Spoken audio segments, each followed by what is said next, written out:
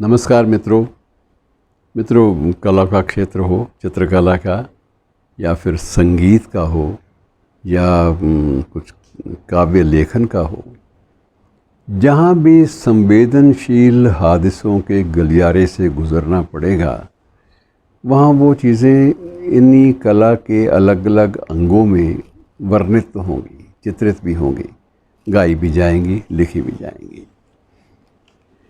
ये तो दास्तान है, मैं आपको राग के माध्यम से आपको बता रहा हूँ। मैं राग गा के नहीं सुना सकता, क्योंकि ये राग गाना जो है ये तो वैसे ही किसी संगीतज्ञ के लिए मुश्किल है, और मेरे जैसा आदमी जिसकी आवाज़ में ना वो लयबद्धता है ना वो सोज है, वो तो कैसे गाएगा बिना प्रशिक्षण वाला आदमी। लेकिन कथा ऐसी दारुण है कि उसको बयान करना और आपस में बांटना बड़ा ज़रूरी है। मित्रों, रागों की दुनिया में एक राग है दीपक राग, और ये कहानी दीपक राग से जुड़ी हुई है। और इसमें विभाजन के एक आध महीना आगे पीछे दिल्ली में एक संगीत का सम्मेलन हुआ था, और संगीत के उस सम्मेलन में दो भाइयों ने अपनी अपनी प्रस्तुतियां दी थी। एक चांद खान थे, एक बुंदू खान थे।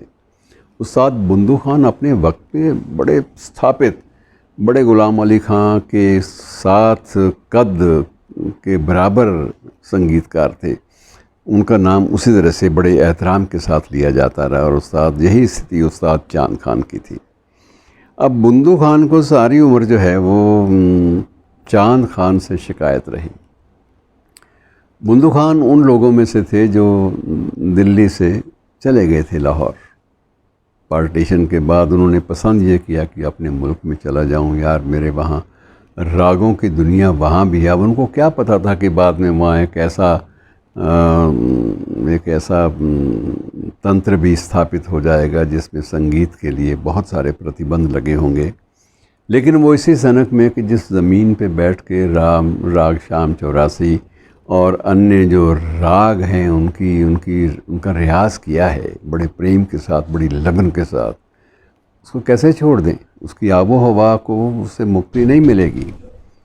तो ये स्थिति जब आ गई सामने तो बड़ा मुश्किल था उस दुनिया से मुक्ति पाना। तो अपने चांद खान जो थे वो दिल्ली में रह गए, और बुंदू खान जो थे वो वापस चले गए। लेकिन बुंदू खान को ये शिकायत रही कि मैंने रोका था 1955 में, एक बार कराची में एक फेस्टिवल हुआ था, संगीत समारोह, तो उसमें उन्होंने बयान किया था कि मैंने उसको रोका था कमबख्त को, अपने भाई को, कि तू यार दीपक राग मत गा। ये भारत पाक विभाजन के दिनों में, विभाजन से एक कुछ सप्ताह या कुछ महीने पहले उसने संगीत सम्मेलन में यह राग गाया था, यह राग प्रस्तुत किया था। और तब मैंने रोका था कि ये राग मत गा भाई। तो मुझसे लोगों ने कहा क्यों रोक रहे हैं आप, ये उसका फेवरेट राग है और वो बिल्कुल लय में है, और वो संगीत में उसके उपकरणों में, संगीत के उपकरणों में कहीं भी कोई बेसुरी बात कोई नहीं हो रही। तो उनका मैंने रोका इसलिए है भाई, ये राग जो है, ये राग दीपक, ये आग लगा देता है। और कहते कि आज भी मेरे मन में यकीन है कि अगर उस दिन मेरे भाई ने मेरी बात मान ली होती तो, और वो दीपक राग न गाता, तो शायद इतनी आगजनी का माहौल ना बनता। सारे के सारे माहौल में इतनी ज़्यादा तबाही जो है उससे ये भारतीय उपमहाद्वीप के बड़े बड़े शहर जो सुलगते रहे बरसों तक, ये ना सुलगते। मेरी ये उनकी अपनी आस्था थी, और इस बात का जिक्र अक्सर होता रहा कि कई बार कुछ ऐसे राग भी प्रस्तुत हो जाते हैं जिनको लेकर सामान्य होना बड़ा मुश्किल होता है। ख़ास तौर से जब भी दीपक राग अब गाया जाएगा 1947 के बाद, जब जब भी गाया गया या जब जब भी गाया जाएगा, तब इस घटना का उल्लेख होगा। इस घटना ने ये तबाही ला दी थी।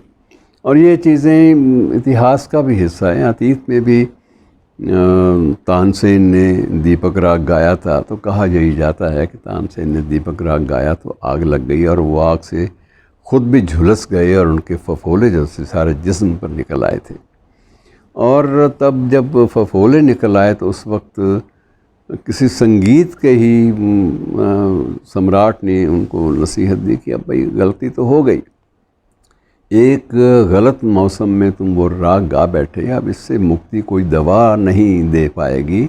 इससे मुक्ति चाहिए तो आप सीधा एक संगीत की साधिका है उसके पास चले जाओ, वो संगीत के अन्य रागों से ही इस दीपक राग की आग को शांत कर पाएगी।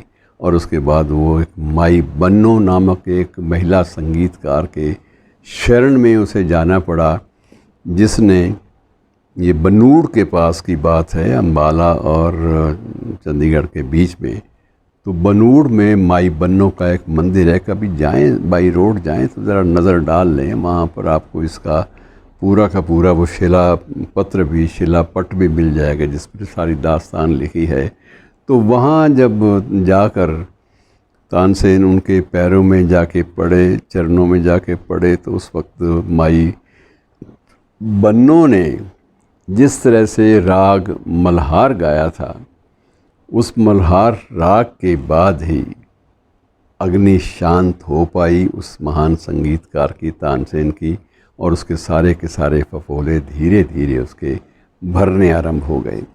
अब मित्रों, ये सारी किंवदंतियाँ हैं या सच्चाई है, लेकिन ये ज़रूर है कि जो संवेदनशील प्राणी, चाहे वो संगीत की दुनिया में हो, चाहे लेखन की दुनिया में हो, जब भी वो इन बातों की ओर, इन बातों में वो उसका विश्वास तो बना रहेगा।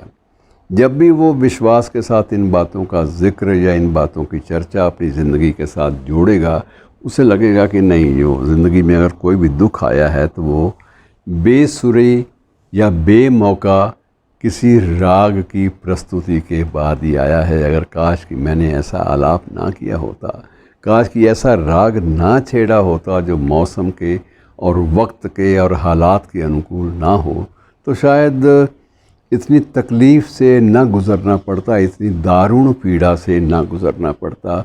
और ये कहानी जो है, ये बाद में बुंदू खान, उस्ताद बुंदू खान और उस्ताद चांद खान के माध्यम से फिर से दोहराई गई।